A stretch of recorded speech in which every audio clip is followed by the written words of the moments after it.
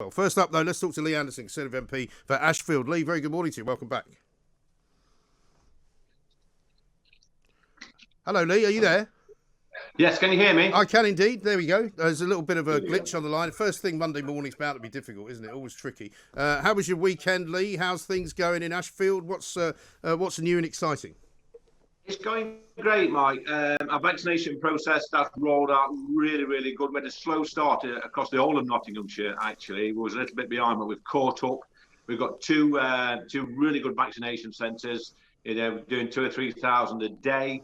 I think over a third of people that's been in Ashfield have actually had the vaccination now. So we're rolling out to the over 60s, which is good guns. Got no excuses now. There's light at the end of the tunnel. Let's crack on. Let's get back to normal. Absolutely right. Well, listen, lots of people at the weekend, you would think, thought they were back to normal. But we've got to stop this business of policemen going up to people and saying, where do you live and what are you doing here, haven't we?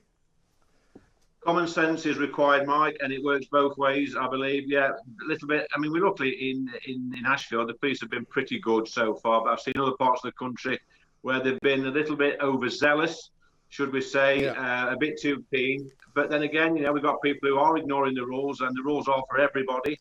And as I would say, let's come together. Let's use a bit of common sense. We're nearly there.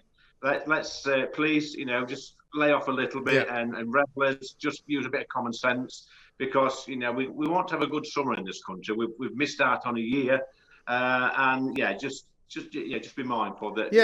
So I mean, the thing about the rules, Lee, is that some of the rules, yes, are obviously having to be adhered to, but not all. Really, do they? I mean, if you're going to go to Borough Market, which is about 50 yards away from this office here, to go and buy yourself a pasty, and you're going to walk round to the river and sit down and eat it, I mean, you're hardly really getting yourself racking up for a £200 fine, are you? Whereas if you are in fact having a house party with 50 people in it, that's a different ballgame.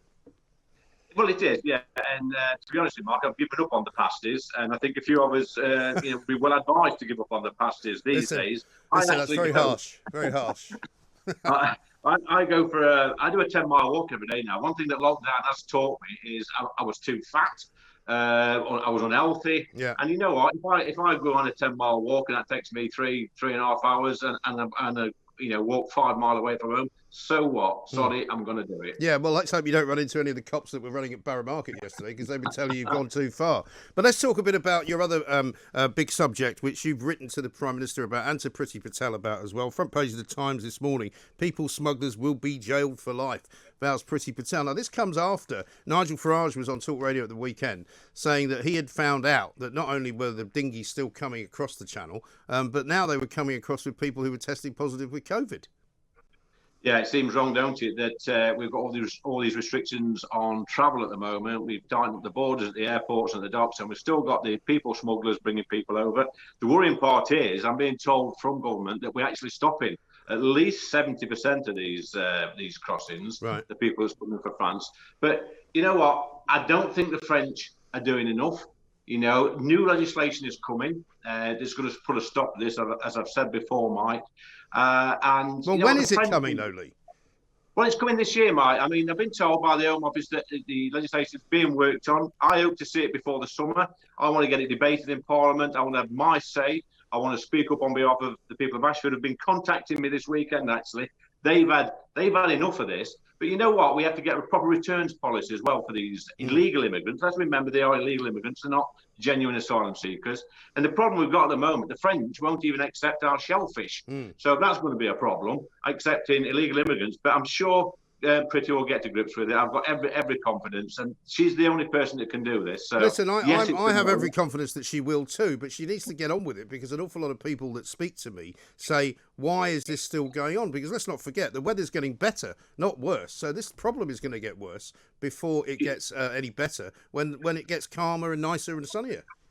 Yeah, I totally agree, Mike. It's frustrating for me. I like to say my inbox is full of this nonsense.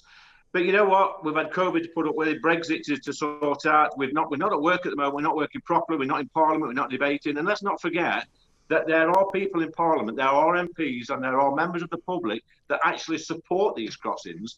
And whether we like it or not, we have to give them their right to have their say in Parliament. And I can't wait to have a go at them in Parliament over this. The Labour Party are stuck on this one. They don't know what to say. They've actually said nothing over the past year since we've had this problem. So, but let's get a debate in Parliament. Surely now, given what we discovered at the weekend, this is not simply a border force problem. This is now a public health problem, isn't it? If people are bringing something that we are trying to stop other people from spreading into the place illegally, then that's surely something that you could immediately stop. Well, exactly right, mate. I mean, I have written to the immigration minister this morning, waiting for a response. It won't be a quick one because obviously you're going to get bogged down with lots of these. But I am speaking to other colleagues as well in the Common Sense group. We're all getting it in the neck, and rightly so. It's our job to represent, the people of this great country of ours. And like I say, yes, we are getting it in the neck, and we need to make some noises. But you know what? The thing we have to do. The thing we really have to do is to make sure we get this legislation in. It's watertight, and the people traffickers go somewhere else. And I welcome the news this morning that they're going to get life imprisonment. I'd like to see them getting life imprisonment on a desert island somewhere. Yes. I don't even want to pay for these people. I mean, I don't know what they do with Devil's Island these days, but that sounds like a pretty good place because you can't jump off. Idea. You have to count the waves like they did in Papillon to escape from it, and it's not very easy, I can tell you that. But I mean, it does get people's goat when they find out that if they decide to, say, go away with their families, I know they're not at the moment, but if they were to come back into this country, they're forced to pay 1,700 quid to sit in a hotel for 2 weeks. These people are coming over illegally for free and being given a hotel for free. Yeah, I mean, we had the ridiculous situation a few weeks back where they were setting fire to the barracks because that wasn't deemed suitable accommodation. Right. Now, if if I'd have been in charge for that day, I would have made them repair them barracks and thank themselves lucky that they've fled war-torn France and are in some sort of comfort in this great country of ours. But like I say, Mike, it's we are a democracy.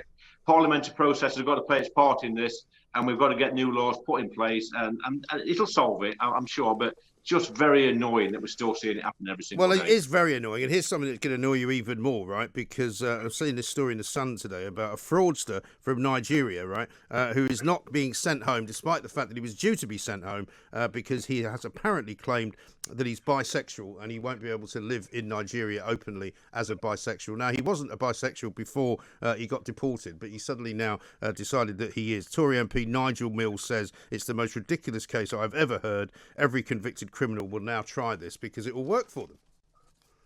Well, we see this time and time again, don't we? They claim they're going to get persecuted if they return to their own country. Well, I'll say, you know what, so what? You've come over here, you made a nuisance of yourself, you've been a criminal in our country, you've cost us thousands and thousands of pounds through the judicial system, the court system, and with policing. Go back. And if you're persecuted, you brought it on yourself. Well, exactly right. Very refreshing to always hear you say these things, Lee, because very few MPs talk the way you do. I mean, similarly, we had a debate on Friday about Shamima Begum and the decision made rightly, in my view, by the Supreme Court to deny her the access to this country that she wants to have. She made her bed. She's got a lie in it, hasn't she? Well, yeah, absolutely right, Mike. I mean, the one thing I don't get about this lady is... She shows no remorse whatsoever. You see the interviews, and it's like, it's an everyday occurrence. If these people want to go to a foreign land and join a terrorist organisation, then as far as I'm concerned, you can stop there for the rest of your life. You're not welcome back here. And the court's made the right decision, and let's hope that she stays out of this country for good. We've had enough of these sort of people. Yeah, exactly right. Let's talk about Rishi Sunak for a moment. Budget day on Wednesday, obviously going to be a big moment for an awful lot of people, particularly businesses in this country who've suffered so much over the past year. What's your message to Rishi Sunak on what he should do? My message to him yesterday was that he should start thinking about doing away with the furlough altogether and actually getting people back to work, opening up the economy and getting on with it. Yeah, I mean, we need to get back to work, Mike, ASAP. We've got the worst recession for 300 years. There's no appetite for cuts. We can't return back to austerity. We need to work his way out. And I'll tell you what I would like to see. I'd like to see the business rate scrapped on less than 30 grand. Less than the 50 grand mark. Our high street needs a boost. The threshold. The high streets need a boost. Our shops need a boost. Our pubs, our restaurants. I welcome the news of the grants, but please don't try and tax us way out of this situation. Let's encourage our businesses who've had a torrid time over the past year. And I spoke to a colleague yesterday when I was out on my 10-mile walk, who runs his own civil engineering company, and he's actually telling me now he's starting to see the green shoots of recovery. his orders are starting to come in. So we're going to have a bit of a surge when we come out of this. I'm sure we are, like we did last year when we come out of the first lockdown.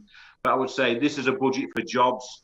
And it's a budget for business. And you know what? Poor old Captain Hindsight, he don't know which way to turn now, does he? All of a sudden, he's the party of business. He wants to return to austerity, how he's talking. So well, it's all right for those. It's all right for those people. I just saw a story today that Angela Rayner decided it'd be a great idea to buy some of those new earbud Pros, the iPod Pros, to put in her ears, 250 quid, and then she charged it to me. So I'm now picking up the bill. Well, I've got a pair. My earphones, Mike, are what I got for a Ryanair flight about 10 years ago. I think it cost about 50 pence. Right. So, yeah, I mean, if she's charging the taxpayer for some designer earphones, then again, socialism in work. Like I said last time, keep it up, Angela. It's acts like that keep people like me in these red wall seats in a job. Well, exactly right. And it's any wonder that they're never going to get those people back because they lost Scotland to the SNP. My view is that they've lost the north of England, where you are, Lee, and all the seats north of you, and they're never getting them back. Well, exactly right. I mean, they're actually clueless at the moment, the Labour Party, are they not? I mean, Captain Hindsight, bless him, he just waits for the next bandwagon to come along. He jumps on it, not knowing which bandwagon it is, hoping that these policies make him sound popular. But he's cutting no ice with the people in Ashfield and in the North and in the Midlands. They think it's a bit of a joke at the moment. Bring back Jeremy Corbyn. Let's have some sensible politics. Well, this is the thing, right? I mean, this is a bloke who's not even popular now with the people who thought he'd be the most popular leader they could actually vote in. I mean, even the people who thought he was the answer now don't think he's the answer.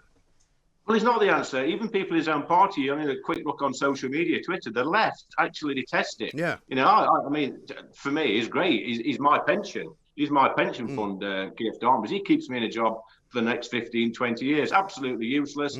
It's like watching paint dry at the dispatch box. And I tell you what, if you're struggling to sleep, if you've got insomnia, put one of his speeches on it in the Commons, and you'll be fast asleep within 5 minutes. And mind you, at least he makes the Liberal Democrats look interesting. But I mean, they've just disappeared off the face of the earth, haven't they? I saw Ed Davey the other day had a question at PMQs. I'd completely forgotten he even existed. The problem with the Lib Dems, I heard their minibus has broken down, so they can't get to work anymore. So yeah, unbelievable. It's amazing, isn't it? But I mean, the kind of the landscape now is great for Boris Johnson and the Tory party, but they've really got to get more conservative, I think, Lee. I mean, I know you're a man who speaks his mind, and I'm very, very happy that you do that.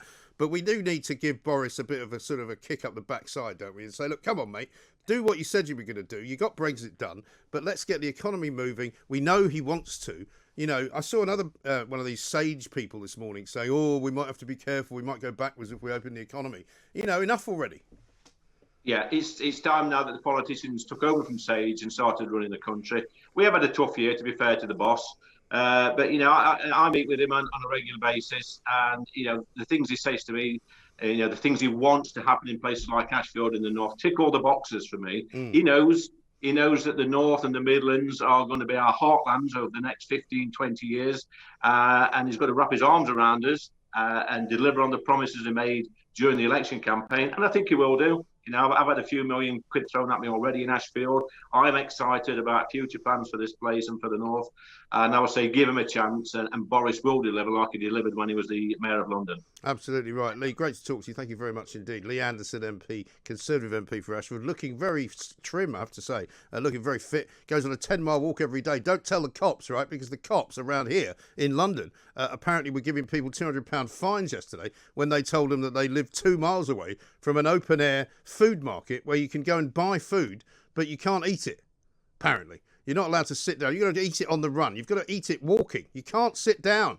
This is ridiculous now, isn't it? Totally and utterly ridiculous. I was at the beach yesterday. Some of you may have seen my video, which included Ziggy the dog from the beach, where I talked about Rishi Sunak and the whole furlough situation. But there were loads of people walking around. I didn't know any of them, right? Why can't I meet somebody that I know? Wouldn't that be possible? Wouldn't that be okay? Wouldn't that be not entirely within keeping of the rules? I mean, do me a small favour. We need the economy opened up. We need it opened up sooner rather than later. I want to see a ramping up of the roadmap. I want to see it faster. I want to see it happening quicker. And I want to see Rishi Sunak not putting more taxes on us, not telling us that we have to be careful, not listening to these sage morons who keep telling us that, you know, whatever we do, the terrible disease might come back and it might come back worse. No, that's not what we want to hear.